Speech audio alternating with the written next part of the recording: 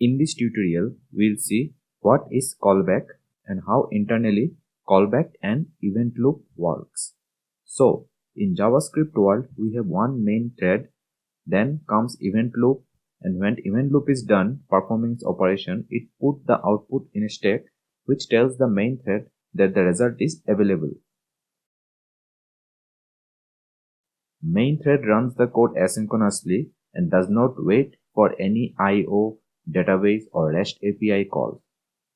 When any of the I/O or REST calls or a DB call is encountered, it is handed over to the event loop and main thread moves to the next line without waiting for the result to return. Event loop takes care of performing those I/O or DB calls using multi-thread, and when done, it puts the result in a stack and thereby notifies the main thread that the function is done. And we can achieve this asynchronous call and wait for those to perform other operations using callback, promises, and async await.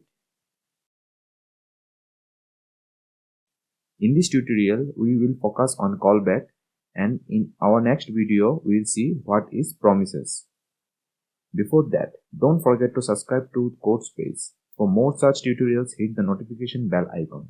So, we have created a function call which takes two input x and y, and we will call it with value 2 and 8. We will log those values to check how asynchronously code flows.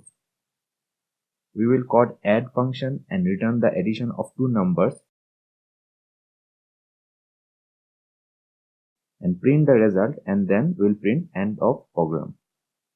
We can see the code ran as expected, line by line. Let's put a timeout to delay the return of add function.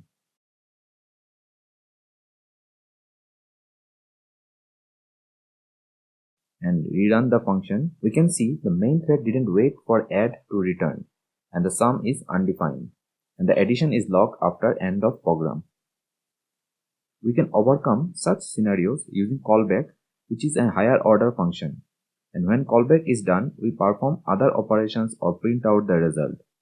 Let's run the program and we can see it ran sequentially.